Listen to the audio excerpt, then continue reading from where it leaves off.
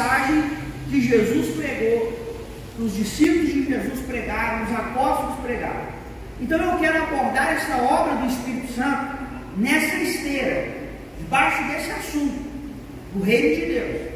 Então eu quero introduzir você hoje, em uma compreensão sobre o reino de Deus e falar um pouco sobre Israel dentro do reino e também da igreja dentro do reino, para que a partir disso a gente comece a falar sobre a obra do Espírito Santo. Amém? Então abra comigo em João, capítulo de número 3. Nós iremos ler do verso 3 ao verso de número 8. Eu quero começar por esse texto. Esse será o nosso texto base da ministração de hoje, para que a gente possa compreender um pouco mais sobre o reino de Deus e a obra do Espírito Santo. Amém? O texto diz assim, é um texto bastante conhecido de todos nós. Ele fala o seguinte: a isto respondeu Jesus: em verdade te digo que, se alguém não nascer de novo, não pode ver o reino de Deus. Respondeu-lhe Nicodemos: como pode um homem nascer sendo velho? Pode porventura voltar ao ventre materno e nascer uma segunda vez? Então Jesus respondeu: em verdade te digo, quem não nascer da água e do Espírito não pode entrar no reino de Deus. O que é nascido da carne é carne, e o que é nascido do Espírito é Espírito. Não te admireis de te dizer: importa-vos nascer de novo. O vento sopra onde quer, ouves a sua voz, mas não sabe de onde vem, nem para onde vai. Assim é todo o que é nascido do Espírito. Amém? Então preste atenção. Esse é o nosso texto básico.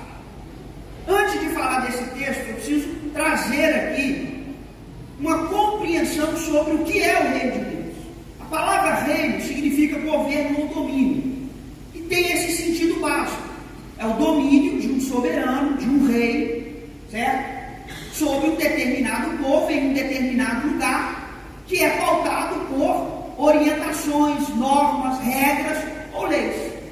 Quando nós falamos acerca do reino de Deus, nós estamos falando nessa mesma dimensão. Nós estamos falando do governo de Deus em um determinado lugar, sobre um determinado povo, que é pautado por normas, regras ou leis. E para que você possa entender por que o reino de Deus é o fio condutor de todas as Escrituras, eu quero te conduzir a uma pergunta, que é: qual é a necessidade de um novo reino? Qual que é a necessidade do reino de Deus? Certo? Quando eu falo qual que é a necessidade de um reino, de um novo reino, é no sentido, qual que é a necessidade de termos um novo reino sobre nós? Vamos contextualizar: um novo presidente, um novo lugar, ou seja, um novo céu, uma nova terra. Por que é necessário um novo povo? E por que é necessário orientações e normas? Quando eu falo o porquê da necessidade do reino de Deus, é exatamente nesse sentido. Amém? E aí, qual é a necessidade do reino de Deus? Quero te conduzir em Gênesis. No princípio, Deus criou todas as coisas, boas e perfeitas. E Deus criou o ser humano, Adão, o primeiro representante da raça humana, a sua imagem e semelhança. Não quero entrar aqui no mérito sobre o que é essa imagem, mas o que eu posso garantir para vocês, teologicamente, é que essa imagem, ela é muito mais pessoal e representativa do que física. Deus dota o ser humano de atributos que faz parte da sua própria identidade, para que, a partir desses atributos pessoais de Deus, certo? O ser humano pudesse cumprir com a sua responsabilidade sobre a terra. Pastor, e qual foi a responsabilidade que Deus deu para o ser humano sobre a face da terra? O nosso primeiro pai, o nosso primeiro cabeça, o nosso primeiro representante. Gênesis 1, 27. Deus vira para Adão e diz assim: Adão, dominai, sujeitai, multiplicai e frutificai sobre a face da terra. A palavra dominai, que está no imperativo ali, significa justamente o quê? Governo. Em outras palavras, o que Deus está delegando a Adão? A autoridade para governar sobre tudo aquilo que Deus havia criado. Sobre tudo aquilo que Deus havia criado. Só que esse governo, preste atenção, de Adão sobre a terra, deveria ser em conformidade, em comunhão, em parceria com o Criador. Certo? E o único limite que Deus impôs a esse governo foi: não prove do fruto da árvore do conhecimento do bem e do mal. É lógico, queridos, e aqui nós estamos no seminário teológico, eu não quero que você seja ingênuo de achar que todo o mal e sofrimento sobre a face da terra foi porque Adão comeu um fruto, literalmente. Não, não é. Não é isso. O fruto da árvore do conhecimento do bem e do mal, ali em Gênesis, não é literal. É um texto poético. Tá? E quem tem o conhecimento do bem e do mal, quem sabe discernir o bem e o mal, já é uma pessoa plenamente capaz, né, para ser o quê? Autônoma, independente moralmente. Então, quando Deus restringe, olha, não coma do fruto da árvore do conhecimento do bem e do mal, o que Deus está pedindo para Adão? Adão, governe, domine, frutifica, multiplica sobre a face da terra, mas eu não quero que você seja o quê? Moralmente independente da minha presença. Por isso que eu disse que esse governo ele tinha que ser o quê? Em comunhão, em parceria com Deus. O homem não poderia ser o quê? Moralmente independente de Deus. Pelo contrário, mesmo Deus dando o governo e a autoridade para Adão, ele deveria exercer esse governo e autoridade sobre a terra de forma o quê? Dependente de Deus. Amém? O resultado disso você já sabe. Adão viola a confiança de Deus. Esta violação ofende a santidade de Deus. A consequência disso é uma quebra de quê?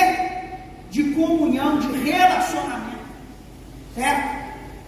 Outras consequências, a curto e a longo prazo, são a entrada do pecado na natureza do ser humano, que é uma disposição interna que nós temos, tá?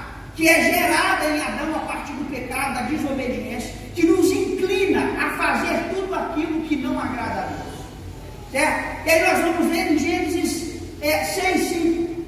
E viu Deus que a maldade do homem se o quê? Multiplicava sobre a face da terra. E que todo desejo e pensamento do seu coração era somente de fazer aquilo que era mal. No mesmo capítulo 6 de Gênesis, nós vamos ver no verso 11, falar aqui: e eis que a terra estava corrompida à vista de Deus, e cheia de quê? De violência. Presta atenção, a palavra violência aqui não é essa violência física, tá? A palavra violência aqui em hebraico, no texto original, literalmente significa injustiça. E a palavra corrompida, aí nesse texto, também não é essa corrupção que a gente acha. A palavra corrompida aí, ela significa deteriorar. Então, a terra estava o quê? Se deteriorando. Por que a terra estava se deteriorando? Porque ela encheu de injustiça. E por que ela enche de injustiça? Verso 5 do capítulo 6. Porque todo desejo e pensamento do ser humano era somente de fazer aquilo que era mal. E é óbvio que a terra aí não é a terra física, não é o universo físico. São as pessoas, são os seres humanos. Então Deus olha e vê a terra, os seres humanos, se deteriorando por causa da injustiça. E aí, queridos, é nesse momento que nós vemos por que é necessário o reino de Deus. Porque um novo governo, um novo rei, uma nova terra, um novo tipo de ser humano é necessário. Porque o primeiro céu e a primeira terra, que são esses que nós vivemos, né, se corrompeu por causa do governo dos seres humanos. Por isso é necessário um novo rei. Por isso é necessário um novo céu e uma nova.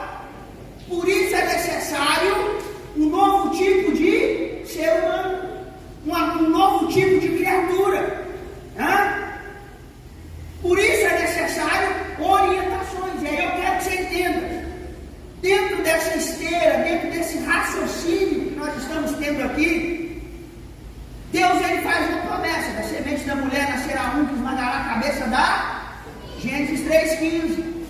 Lá no capítulo 12, nós vamos ver Deus chamando quem? Abraão, mudando o nome dele para Abraão, fazendo a ele uma promessa: farei de ti uma grande, e através de ti, da tua descendência, serão benditas todas as famílias da terra. E aí eu quero que você entenda, né, que a partir de Abraão, Deus, presta atenção, ele começa a formar um povo pelo qual ele iria abençoar todas as famílias ou nações da terra. Que nação é essa? Que povo é esse? O povo de Israel. Abraão, Isaac, Jacó. Jacó tem o nome mudado para Israel, certo? A história vocês conhecem. Vem José, caluniado, vendido, perseguido. Deus muda a história dele. Ele vai para o Egito, se torna governador. Há um período de muita abundância. Deus dá discernimento, ele estoca comida para que a vida de muitos fossem poupadas, inclusive a da sua própria família. O povo vai para o Egito, lá o povo cresce e se multiplica. O povo começa a ser oprimido. Deus liberta o povo com mão forte, com mão poderosa, através de Moisés. E depois que o povo está livre, lá no deserto, Deus chama Moisés. E aí você pode acompanhar Êxodo 19, do verso 4 ao verso 6. Deus chama Moisés e fala assim: Moisés, eu quero que você fale essas palavras aos filhos de Israel. Vocês viram como eu vos livrei da mão dos egípcios e vos trouxe a mim como asas de águia? Hoje, se obedecerdes e guardares todos os meus mandamentos, vocês serão para mim a minha propriedade particular, porque toda a terra é minha. E vós me sereis reinos de sacerdote e nação santa. Aqui Deus deixa claro para a nação de Israel qual era o propósito pelo qual Deus havia libertado Israel da mão dos egípcios. Deus queria fazer da nação de Israel, do povo de Israel, o quê? Um reino de sacerdotes. Um reino de sacerdotes. E aí eu quero trabalhar esse conceito para você. O que é ser um reino de sacerdotes, pastor? Ser um reino de sacerdotes significa que a nação de Israel seria a nação portadora da presença, da glória de Deus. E ela levaria essa presença, essa glória de Deus até as outras nações, para que as outras nações fossem o quê? Alcançadas por Deus, e assim Deus cumprisse a sua promessa a Abraão, de fazer da descendência dele bênção para todas as nações da terra. Ou seja, a nação de Israel seria a nação mediadora entre o mundo e Deus. Mas para que Israel fosse essa nação sacerdotal, portadora da glória, da presença de Deus, que ela levasse a presença de Deus, Israel precisava ser uma nação santa, uma nação diferente, uma nação separada, um povo separado. para isso, presta atenção, que Deus dá o quê? Olha, astorotes. Pastor, o que são astorotes? É aquilo que nós chamamos de leis, mas que na verdade não são leis no sentido estrito da palavra. Astorotes, na verdade, são o quê? Orientações, normas para orientar a vida do povo de Deus e tornar esse povo o quê? Um povo sábio, um povo inteligente para viver bem sobre a face da terra e alcançar as outras nações. É para isso que a lei foi dada. A lei nunca foi dada com a intenção de salvação. A lei foi dada com a intenção de orientar, instruir a vida do povo de Deus, para que o povo de Deus fosse o quê? Diferente. Se você for lá em Deuteronômio capítulo 4 comigo, Deuteronômio capítulo 4, você vai ver exatamente isso. Deuteronômio capítulo 4 diz assim, o verso de número 9: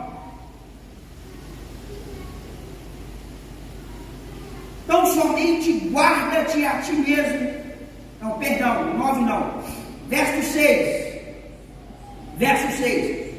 Guardai-vos, pois, e cumpri-vos.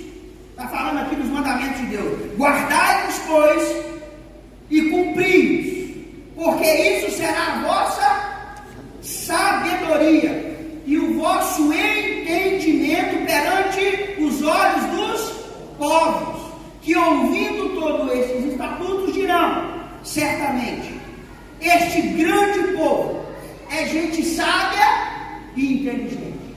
O que é sabedoria, meu irmão, no mundo antigo? A sabedoria no mundo antigo, ela tinha um propósito. O propósito da sabedoria no mundo antigo era de ensinar as pessoas a viver bem sobre a face da terra. A lei foi dada para dar ao povo de Deus o quê? Sabedoria. Para ensinar o povo de Deus a discernir a vontade de Deus e a partir da prática dessa vontade o povo tivesse uma vida bem sucedida. Ou seja, o povo vivesse bem.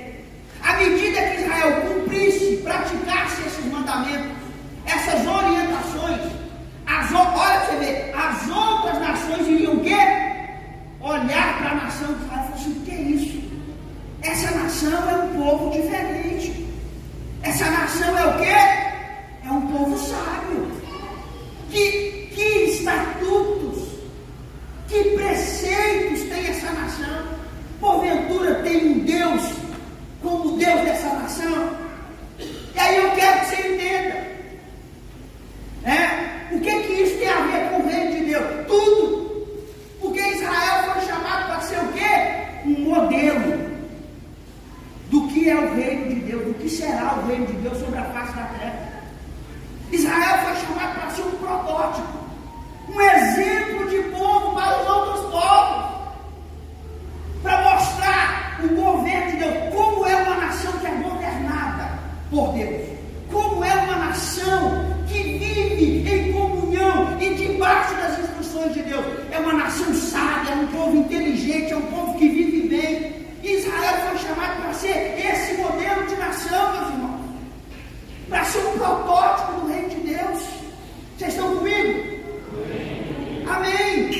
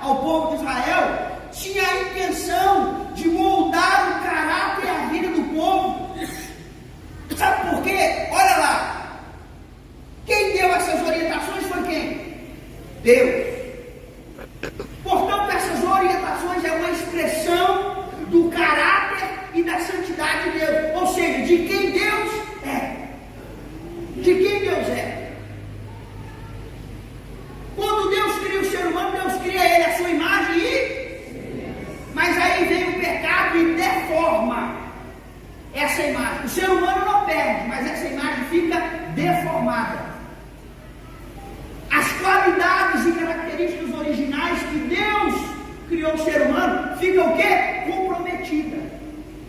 Qual que é a intenção de Deus? Restaurar, reformar essa identidade. No Antigo Testamento, essa reforma, essa restauração da humanidade, aconteceria através da obediência da lei de Deus. À medida que o povo obedecesse à lei de Deus, o caráter de Deus, a imagem de Deus, ia sendo o quê? Progressivamente, dia após dia, sendo devolvida, formada novamente no povo de Deus. A outra coisa que dependia do sucesso dessa vocação era a preservação. Porque o texto fala, obedecei-vos e guardai-vos. Ou aqui no texto fala, guardai-vos e cumpri. Guardar fala de preservação. Não é guardar para mim de uma forma egoísta. Esse guardar, você vai ver aqui no próprio Deuteronômio, capítulo 6, que Deus fala desses mandamentos. Esses mandamentos, eles têm que ser falados para quem? Para os vossos filhos, para as vossas filhas. Você precisa sentar com ele. Quando ele levantar, quando ele for deitar, você precisa falar, você precisa inculcar isso na cabeça dele. Andando pelo caminho, escreva nos umbrais da porta, ata nas mãos, ata de frente. Certo? Era assim que Israel seria um modelo do reino de Deus para as outras nações. Então, o que acontece? Israel fracassa. Israel fracassa na sua vocação. É lógico, quando eu falo de Israel fracassar, a gente sempre tem que lembrar que Deus tinha os seus remanescentes. Não foi todo o povo que fracassou. Mas no coletivo, no geral, a nação de Israel fracassa. E como que se dá esse fracasso? Pela falta de conhecimento. O que o profeta Oséias denuncia? Meu povo está sendo destruído porque lhe falta conhecimento. O povo está perecendo porque lhe falta conhecimento. Qual que é a primeira denúncia do profeta Isaías, no capítulo 1, verso 3 em diante? Ele diz, ouve, ó céus, e dei ouvidos, ó terra, criei filhos e os engrandeci, mas eles viraram as costas para mim. O boi conhece o seu dono, o jumento o seu possuidor, mas o meu povo não me conhece. O meu povo não tem conhecimento de quem eu sou. E aí, querido, nessa esteira de fracasso da nação de Israel, Deus usa os profetas para falar, olha, chamarei um povo que não era meu povo, chamarei de amada aqueles que não eram amados. E aí, querido, presta atenção, com o advento de Cristo, quando Cristo vem e se encarna, cumpre a sua obra, a obra de Cristo tem a ver com a sua vida, com a sua morte e a sua ressurreição. O que acontece, queridos? O que acontece? Vai para mim, Efésios, capítulo 2. Efésios, capítulo 2.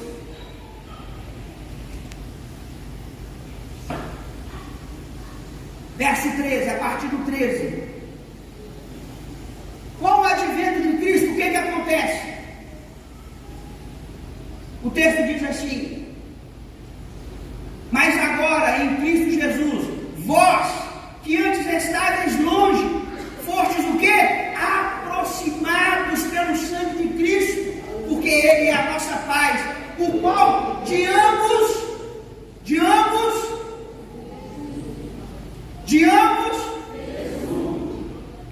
e tendo derrubado a parede de separação que estava no meio, a inimizade, aboliu na sua carne a lei dos mandamentos na forma de ordenanças, para que dos dois criasse em si mesmo um novo, fazendo a paz e reconciliasse ambos em um só corpo com Deus, por intermédio da cruz, destruindo por ela a inimizade. Então o que acontece aqui com o advento de Cristo?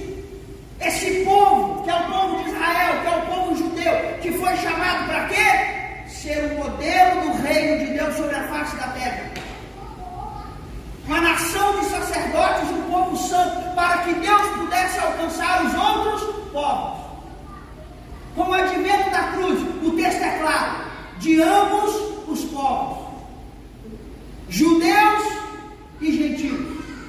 Ele fez um povo, não existe dois povos de Deus na face da terra. Com o advento da cruz, existe um único povo. Existe o Israel étnico, que é aquele Israel que nós estamos vendo lá em guerra.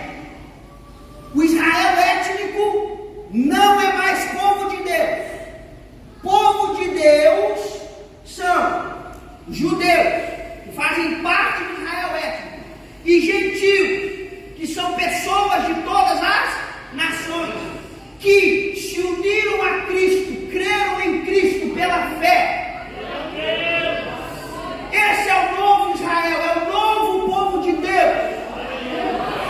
É a igreja, aquilo que nós chamamos de igreja, sou eu, você. A igreja é constituída de judeus, de americanos, latinos, brasileiros, europeus, asiáticos, povos, tribos, línguas e nações. Porque Paulo fala em Gálatas, nós somos descendência espiritual de Abraão. Nós somos o novo Israel. Se eu sou descendência de Abraão, então agora eu tenho que ter a consciência de que a minha vocação sobre a terra é a vocação de Israel. Lá em Êxodo 19, verso 4 ao verso 6. E isso não é coisa do Antigo Testamento. 1 Pedro 2,9. Pedro fala exatamente disso. Ele fala para a igreja: vós sois geração eleita, sacerdócio real, propriedade exclusiva de Deus, povo santo, chamados para anunciar as virtudes daquele que nos chamou das trevas para a maravilhosa luz. Então entenda, quem é a igreja? A igreja é esse povo que Deus está formando. Deus está formando com pessoas de várias tribos, povos, línguas e nações. Esse povo se chama igreja. O apóstolo Paulo ele vai dizer o seguinte, 2 Coríntios capítulo 5, verso 20. Olha o que o apóstolo Paulo diz aí.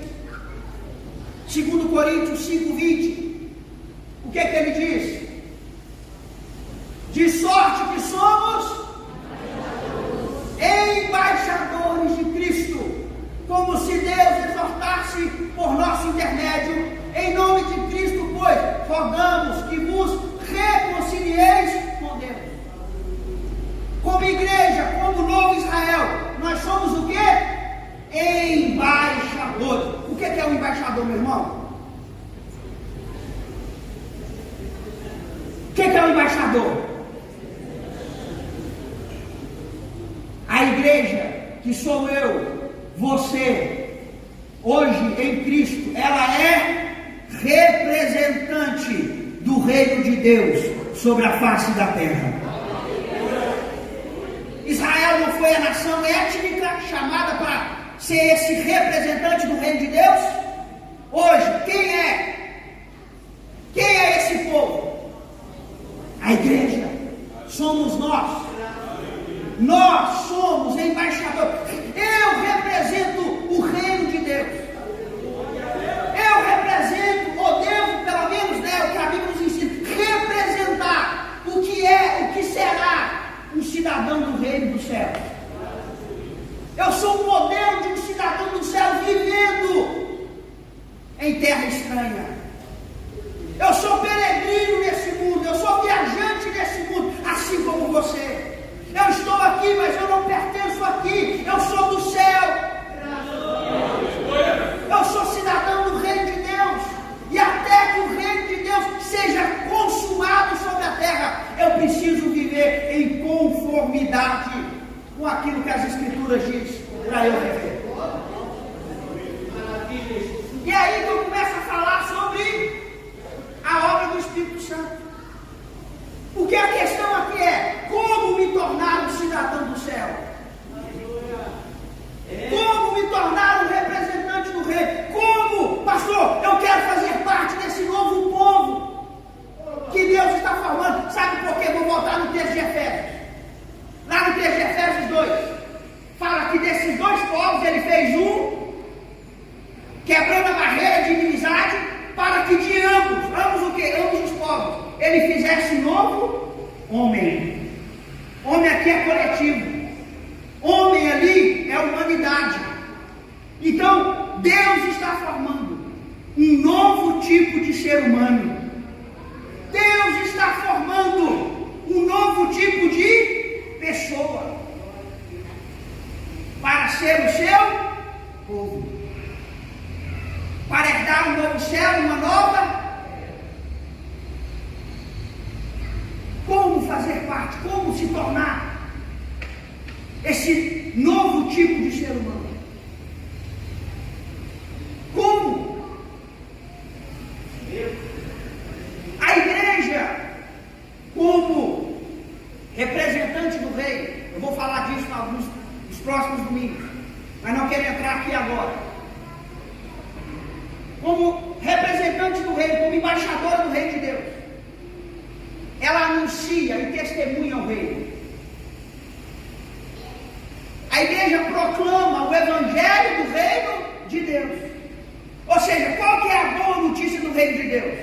A boa notícia do reino de Deus é que Deus está formando um novo tipo de ser humano, diferente desses seres humanos que a gente vê aí fora, a partir de Cristo, para herdar um novo céu, uma nova terra e viver sob uma lei, que é a lei do amor. Como eu faço parte desse tipo de ser humano? Como eu me torno esse novo tipo de ser humano? A partir da proclamação da igreja, que é a pregação do evangelho, né? Você pode discorrer comigo nas escrituras.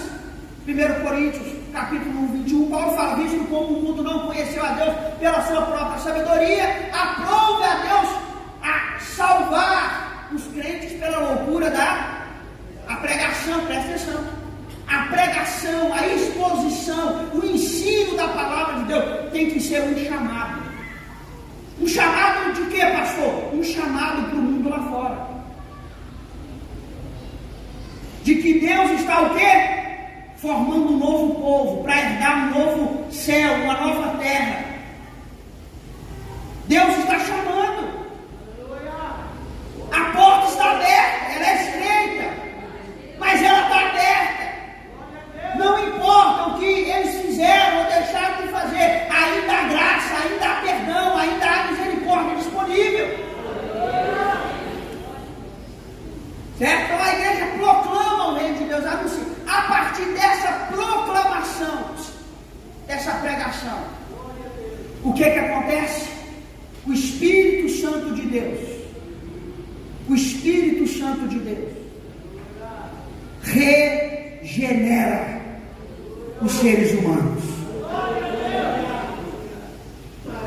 Ele faz com que o ser humano nasça de novo e se torne uma nova criatura.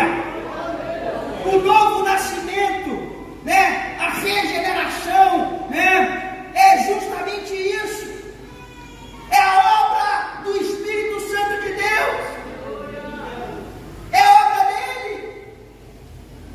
É ele que nos faz nascer de novo. É ele que quebra o poder do pecado na nossa natureza e nos traz consciência daquilo que Deus está fazendo no mundo, desse povo que Deus está formando.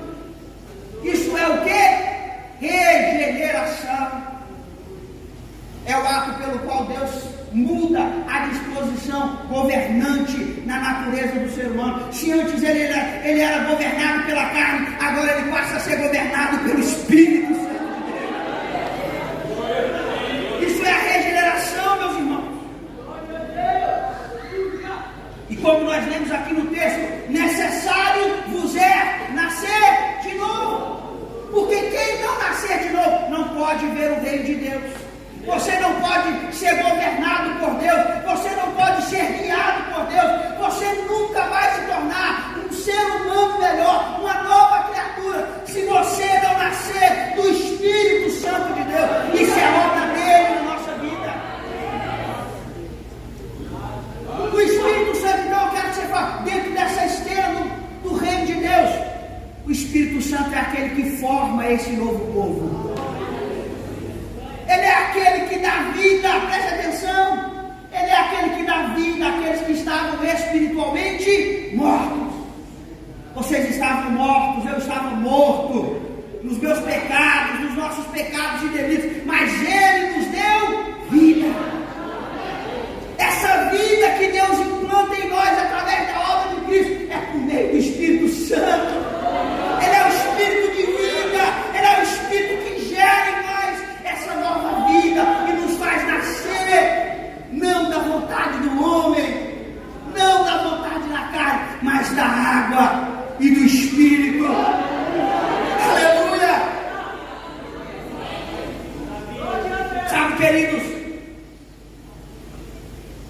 é interessante, porque eu queria que você abrisse comigo em 1 Pedro, verso 23. Verso 23.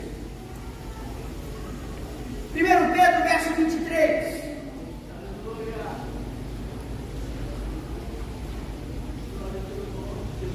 Olha o que Pedro está dizendo. Pois fostes o quê? Regenerado, gerado de novo, nascido de novo, é a mesma coisa. Vós fostes regenerados. Não de quê? Mas de uma semente mediante a palavra de Deus, o qual vive e é permanente.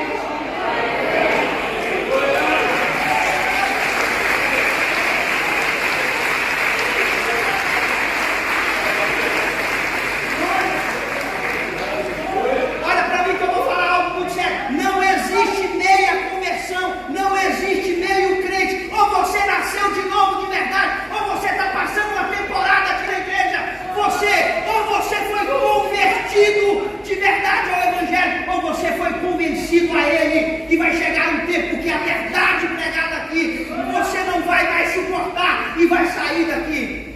Mas aqueles que foram nascidos de novo, aqueles que receberam verdadeiramente essa semente não irá perecer, porque ela não é perecível, ela não é corruptível, ela é incorruptível e imperecível em nosso coração.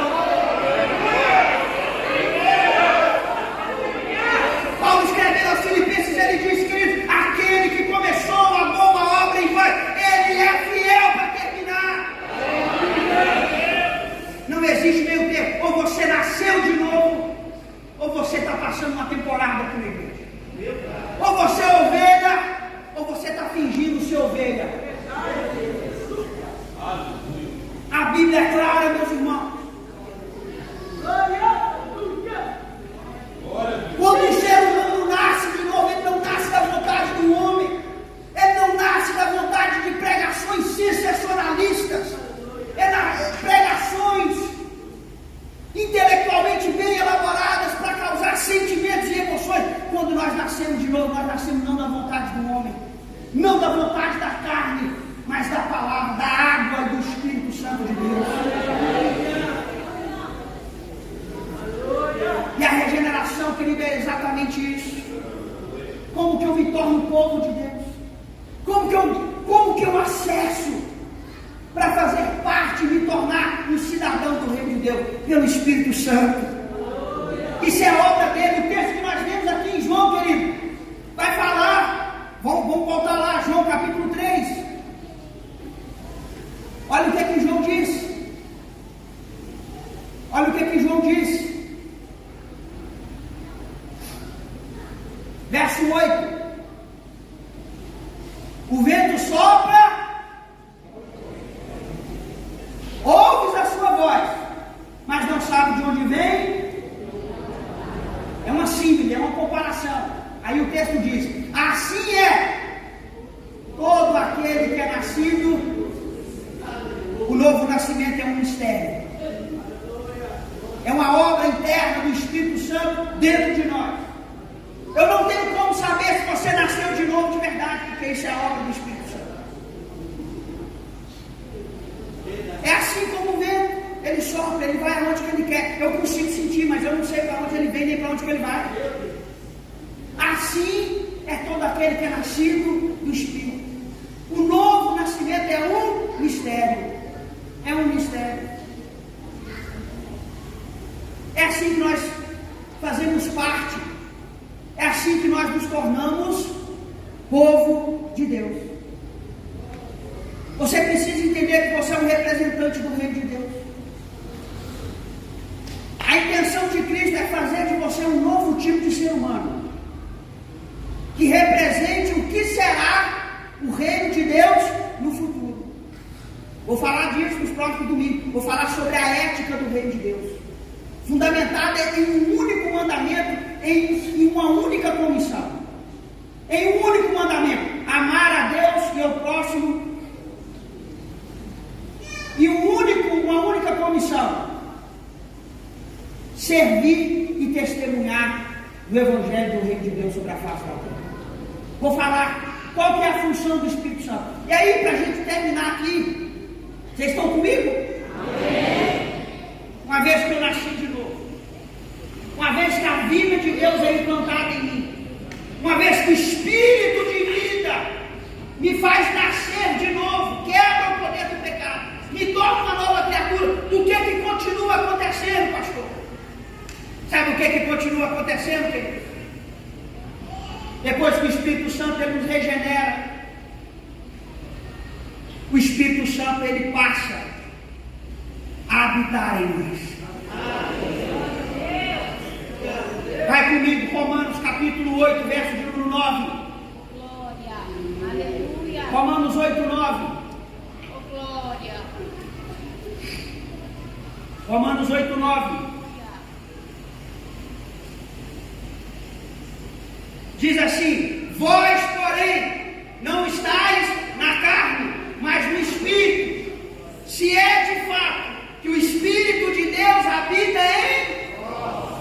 Se alguém não tem o Espírito de Cristo, esse tal não pode ser dele. É por isso que eu reafirmo: ou você nasceu de novo de verdade e é habitado pelo Espírito Santo, ou você foi convencido e não convertido ao Evangelho. Quando nós somos regenerados, quando nós nascemos de novo, o Espírito Santo de Deus, ele habita em nós, ele faz morada no nosso coração, ele faz morada no nosso ser. De sorte o apóstolo Paulo, ele diz que nós somos o quê? Templo, habitação, morada do Espírito Santo. Agora, por quê, pastor Paulo? Por que o Espírito Santo habita em mim? Por que o Espírito Santo habita em mim? Ah, querido, o apóstolo Paulo, ele responde aqui no verso 14. Ele responde. Ele diz: pois todos os que são guiados pelo Espírito Santo de Deus são filhos de Deus. Por quê? Porque não recebestes o Espírito de adoção baseado no qual porque não recebestes o espírito de escravidão, para viverdes outras vezes atemorizados, mas recebestes o espírito de adoção, baseado no qual clamamos: Abba, Pai. É o próprio Espírito que testifica com o nosso espírito que somos filhos de Deus. O Espírito Santo, ele está formando, é ele que forma. Sabe esse povo de Deus que ele está formando? Esse novo tipo de ser humano que Deus está formando, ele forma a partir do Espírito. O Espírito habita, sabe para quê? Para te trazer consciência, convicção, para testificar que você não é mais escravo do medo, que você não é mais escravo de Satanás, que você não pertence mais ao império das trevas, mas que agora você é filho e filha do Deus Todo-Poderoso, Criador dos céus e da terra.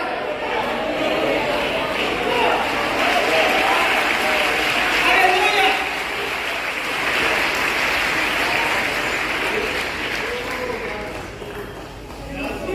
É por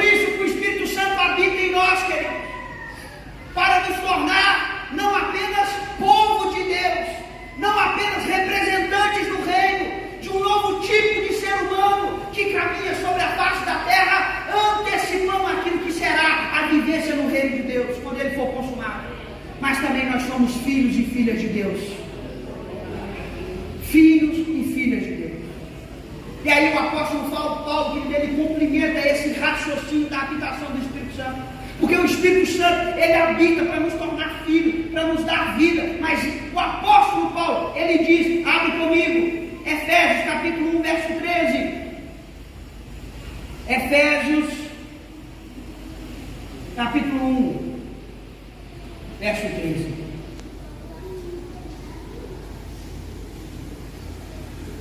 Diz assim: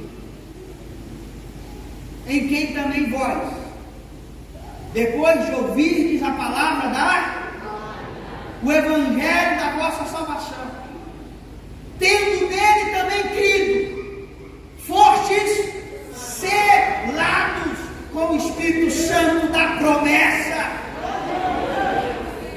A habitação do Espírito Santo não é apenas para nos dar vida, nos tornar filho. A habitação do Espírito Santo é um selo, é uma garantia que eu tenho da parte de Deus, que eu vou perseverar até aquele último grande dia, querido. Selo na Bíblia fala de duas coisas. Selo na Bíblia fala de duas coisas. Selo fala de autenticidade. Quando você quer dar autenticidade a algum documento, a sua assinatura, o que você faz? Você vai lá no cartório, registra o cartório, coloca lá um selo de autêntico. Autenticado. O Espírito Santo, como selo, funciona como autenticador daqueles que verdadeiramente nasceram de novo. O apóstolo Paulo, ele fala em Romanos 8, verso 9, para a gente, que aquele que não tem o Espírito Santo, aquele que não tem o Espírito de Cristo, esse tal não pode ser dele. Ou você nasceu de novo, é habitado pelo Espírito, é filho de Deus, foi selado por ele, ou você não é. Quem não tem o Espírito Santo não pode ser dele. Não pode ser dele. Quem nasceu de novo, não da vontade da carne, nem da vontade do sangue, mas da palavra, do Espírito, é habitado, é selado pelo Espírito Santo. O selo significa outra coisa. Depois que eu selo um documento, pastor, e coloco lá autêntico, aquilo significa que aquilo que está naquele documento é propriedade de quem? Se eu compro um carro, se eu compro uma casa, vou lá, faço o registro, está o selo de autêntico, significa posse. Então, selo na Bíblia significa essas duas coisas: autenticidade e o Espírito Santo te selou. Não só para autenticar que você nasceu de novo de verdade, mas para fazer de você uma propriedade, uma posse exclusiva de Deus. Você pertence a Ele. Foi Ele e não nós que nos fez povo seu e ovelhas do seu rebanho. A nossa vida pertence a Ele. É por isso que Jesus vai dizer em João, se eu não me engano, 10, 27, as minhas ovelhas, elas ouvem e eu lhes dou vida eterna, e ninguém pode arrebatá-las das minhas mãos, porque quem as me deu é o meu Pai, e o meu Pai que as me deu é maior do que todos. Aleluia!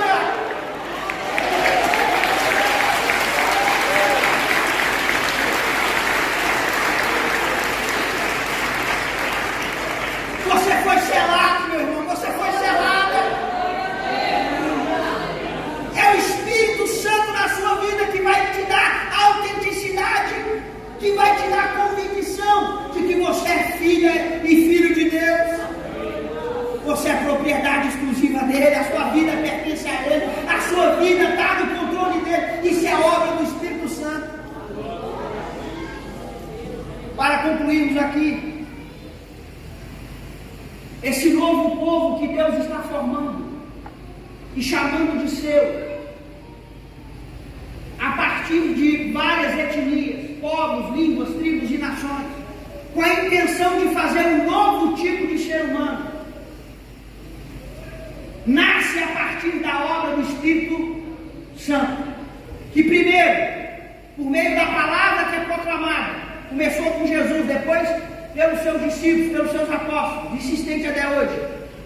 O Espírito Santo atua por meio da palavra, trazendo consciência, convicção do pecado, da justiça e do juízo.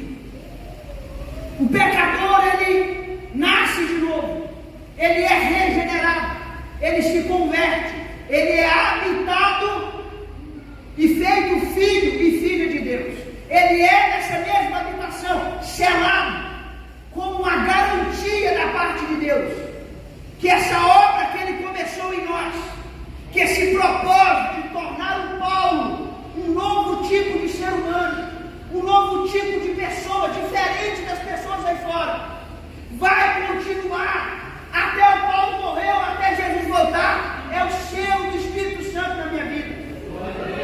O Espírito Santo é o que me dá garantia da promessa de Deus.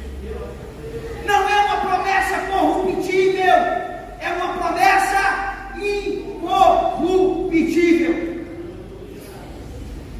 E que você saia daqui nessa manhã com essa convicção. Você se tornou povo de Deus, Espírito de Deus. Ele é o Espírito de vida. É Ele que te deu vida quando você estava morto. É Ele que habita agora na sua vida. Te torna filho, te sela. E nós vamos continuar isso no próximo domingo. Porque a obra do Espírito Santo não para por aqui. Nós falamos só sobre a formação desse povo, que é a igreja, que somos nós. Vocês estão comigo? Amém. Vocês estão entendendo? Amém. Amém. Então agora que nós sabemos que nós somos representantes do Reino de Deus sobre a face da terra, que nós temos que viver como cidadãos do Reino de Deus na face da terra. Nos próximos domingos eu quero abordar duas coisas aqui com você. Primeiro, agora que eu me tornei pastor, um cidadão do Reino de Deus, nascendo de novo, sendo habitado pelo Espírito e selado por Ele, que é o que me garante que eu sou de fato um cidadão do Reino. Como que eu preciso viver? Eu vou falar sobre a ética do Reino de Deus. E sobre a ética do Reino de Deus eu vou falar da obra do Espírito Santo, que é aquilo que nós conhecemos sobre a vida cristã. O Espírito Santo, só uma palhinha, ele vai produzir em nós, naqueles que nasceram de novo, que ele habita, que ele selou, aquilo que Paulo chama em Gálatas de o fruto do Espírito.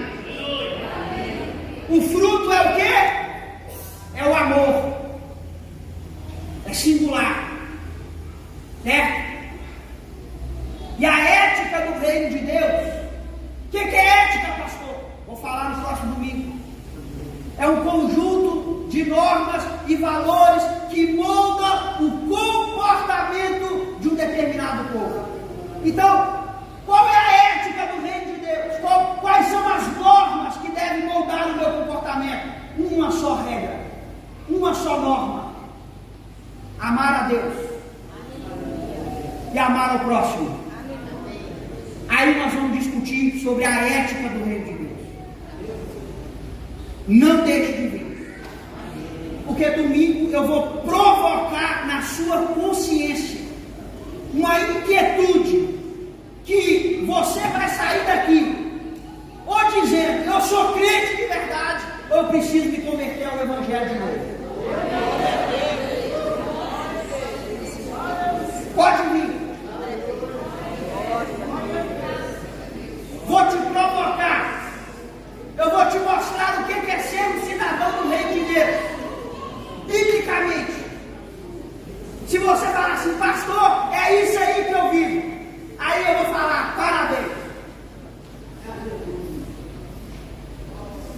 Parabéns. A ética do reino de Deus e a obra do Espírito Santo na vida cristã. É o tema do próximo vídeo. Não perca. Vai ser tremendo. Amém? Que Deus abençoe a sua vida, meu irmão. Você sai daqui nessa manhã cheio de conhecimento da palavra de Deus. Pastor, Glória a Deus. rapidamente, quando o pastor sobe aqui, Glória pertence a ti, Senhor. alguns já sabem, outros talvez não. Deus me deu a graça e a oportunidade de escrever esse livro. A última vez que eu estive aqui, eu divulguei ele, chama O Reino de Deus, a Esperança Escatológica da Igreja. Aqui é só um ensaio teológico que eu fiz sobre esse assunto, o Reino de Deus, como a maior esperança escatológica da Igreja. Se você tiver interesse, depois você pode procurar minha esposa lá atrás, pode pagar no Pix, no cartão, do jeito que você quiser, para pagar no outro domingo, dá seu nome lá, não tem problema não. Eu só tenho 9, e não é 9 aqui, eu só tenho 9. Todos os outros acabou, nem na minha casa mais eu tenho, só 9. Amém? Você pode abençoar o valor de R$40, Pastor Rony.